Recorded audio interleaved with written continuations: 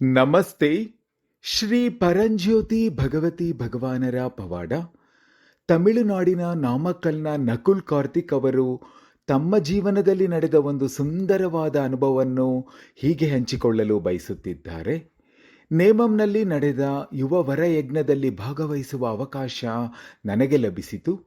ನನ್ನ ತಾಯಿಯ ಒತ್ತಾಯದಿಂದಲೇ ನಾನು ಈ ಕಾರ್ಯಕ್ರಮದಲ್ಲಿ ಭಾಗವಹಿಸಲು ನಿರ್ಧರಿಸಿದೆ. ತರಗತಿಗಳಿಗೆ ಹಾಜರಾಗುವ ಮೊದಲು ನಾನು ಅತಿಯಾದ ಆಲೋಚನೆಗಳಲ್ಲಿ ಸಿಲುಕಿದ್ದೆ ಮತ್ತು ನನ್ನ 12ನೇ ತರಗತಿಯ ಅಧ್ಯಯನದ ಬಗ್ಗೆ ತುಂಬಾ ಕಷ್ಟಪಡುತ್ತಿದ್ದೆ.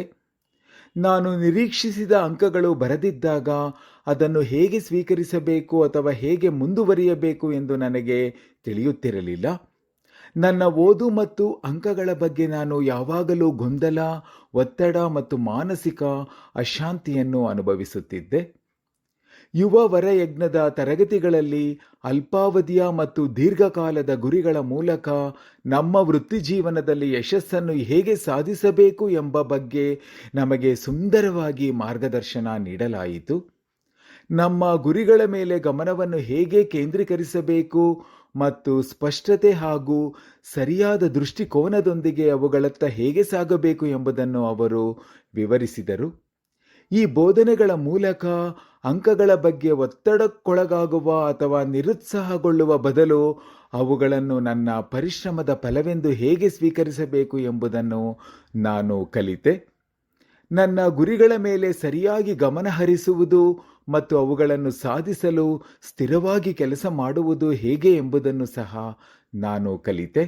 ಈ ಅನುಭವದ ನಂತರ ನನ್ನ ಮನಸ್ಸು ಅನಗತ್ಯ ಆಲೋಚನೆಗಳಲ್ಲಿ ತೊಡಗುವುದನ್ನು ಕ್ರಮೇಣ ನಿಲ್ಲಿಸಿತು ಮತ್ತು ನನ್ನ ಒತ್ತಡವು ಗಣನೀಯವಾಗಿ ಕಡಿಮೆಯಾಯಿತು. ನಾನು ಈಗ ನನ್ನ ಅಧ್ಯಯನದ ಬಗ್ಗೆ ಸ್ಪಷ್ಟವಾಗಿ ಯೋಚಿಸಲು ಮತ್ತು ಹೆಚ್ಚು ಉತ್ತಮವಾಗಿ ಗಮನಹರಿಸಲು ಸಾಧ್ಯವಾಗುತ್ತಿದೆ. ಎಲ್ಲಕ್ಕಿಂತ ಮುಖ್ಯವಾಗಿ, ಏನಾದರೂ ನಾನು ನಿರೀಕ್ಷಿಸಿದಂತೆ ನಡೆಯದಿದ್ದರೂ ಸಹ ನಾನು ಈಗ ಅದನ್ನು ಶಾಂತವಾಗಿ ಸ್ವೀಕರಿಸಲು ಮತ್ತು ಮಾನಸಿಕ ಅಶಾಂತಿಗೆ ಒಳಗಾಗದೆ ಮುಂದೆ ಸಾಗಲು ಸಾಧ್ಯವಾಗುತ್ತಿದೆ. ಇದು ನನ್ನ ಜೀವನದಲ್ಲಿ ಸಂಭವಿಸಿದ ಒಂದು ಮಹತ್ತರವಾದ ಪರಿವರ್ತನೆಯಾಗಿದೆ.